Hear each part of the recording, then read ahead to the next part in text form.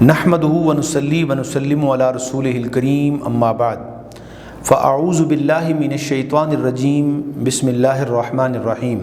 اللہ کریم قرآن کریم میں ارشاد فرماتا ہے یمحق اللہ الربا ویربی الصدقات، اور دوسرے مقام پہ فرماتا ہے احل اللہ البیع وحرم الربا۔ اللہ کریم نے بیع کو یعنی خرید و فروخت کو حلال کیا ہے اور سود کو حرام قرار دیا ہے۔ اور دوسری آیت کریمہ جو تلاوت کی گئی ہے اس میں رب العالمین ارشاد فرماتا ہے یمحق اللہ الربا، کہ رب کریم سود کو مٹاتا ہے، ویربی الصدقات، اور صدقات کو بڑھاتا ہے۔ قرآن کریم کی ان آیات کریمہ میں سود کی ممانعت کا ذکر کیا گیا ہے۔ سود ایک ایسی لعنت ہے جو بظاہر ہمارے مال کو بڑھا دیتا ہے، لیکن اس کے اندر بے برکتی اور مال کی ایسی غیر منصفانہ تقسیم ہے کہ جس کی بدولت معاشرے انحطاط اور زوال کا شکار ہو جاتے ہیں۔ حضور نبی کریم صلی اللہ علیہ وآلہ وسلم کی تعلیمات کی روشنی میں سود کو انتہائی ناپسندیدہ ترین قرار دیا گیا ہے۔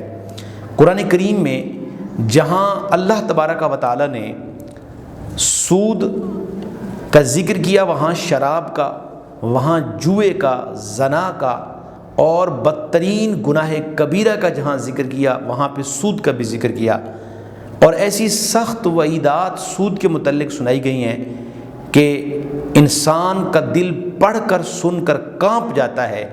مگر افسوس کی بات یہ ہے کہ آج ہمارا معاشرہ سود کے بارے میں ذرا نہیں سوچتا۔ چھوٹی چھوٹی اسکیموں کے ذریعے ہمیں سود میں منتقل کیا جا رہا ہے۔ چھوٹے چھوٹے پروفٹس اور چھوٹے چھوٹے منافع کا دھوکہ دے کر سودی اسکیمیں ہمیں ہمارے نظام معیشت کو جکڑ رہی ہیں۔ آئیے رسول کریم صلی اللہ علیہ وسلم کا ارشاد گرامی ہے، حضرت سیدنا عبداللہ بن مسعود رضی اللہ تعالی عنہ اور اسی طریقے کے ساتھ دیگر صحابہ کرام، حضرت عبداللہ بن عباس سے خصوصاً روایت ہے، آپ ارشاد فرماتے ہیں کہ حضور علیہ السلام نے فرمایا کہ جو شخص سود نہیں چھوڑتا تو حاکم وقت کے لیے لازمی ہے کہ اس شخص کو بلائے، اس کو سمجھائے، اس کو بٹھائے۔ اگر وہ شخص ان تمام تر نصائح کو نہیں سمجھتا اور پھر بھی سود کے کاروبار میں مبتلا ہے تو پھر ارشاد فرمایا حاکم وقت کو اختیار ہے کہ اس کی گردن اڑا دے، اس کو قتل کروا دے، کیونکہ سود سے معاشرے میں ایک ایسی ابتری کی کیفیت پیدا ہوتی ہے، ایک ایسی برائی جنم لیتی ہے اور ایسی بکھلاہٹ اور ایسی نحوست طاری ہوتی ہے کہ معاشرے کے اندر جو ہے ایک زوال شروع ہو جاتا ہے۔ گرامی قدر، قرآن انسانیت کی بھلائی کے لیے ہے۔ آج ہمارا پورا بینکاری سسٹم ایک سوالیہ نشان پر ہے کہ کس طریقے کے ساتھ ایک ایسا لا حاصل منافع ہمارے کھاتے میں ڈال دیا جاتا ہے، اور ایک ایسی آمدنی، اور جو سود لیتا ہے اس کی صورتحال کیا ہے؟ ایک لقمہ سود کا کھانا سگی ماں سے زنا کے برابر ہے۔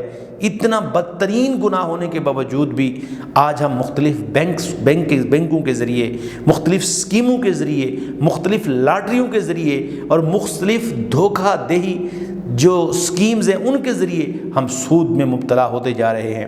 آئیے، ہمارا دل سب سے بڑا مفتی ہے۔ ہمارا دل سب سے پہلے ہمیں دل برائی پہ روکتا ہے۔ خود کو پاک اور پاکیزہ اور حلال مال کی طرف راغب کرنا یہ ہماری سب کی ذمہ داری ہے۔ آئیے اس لعنت سے خود بھی بچیں۔ جہاں ڈاؤٹ ہو علماء کرام سے رابطہ کریں، قرآن و سنت کا مطالعہ کریں۔ میں اور آپ اس معاملے میں سب سے پہلے جب اپنی اصلاح کریں گے انشاءاللہ معاشرہ بھی سمجھ جائے گا۔ اللہ عمل کی توفیق عطا فرمائے۔ وآخر دعوانا ان الحمد للہ رب العالمین۔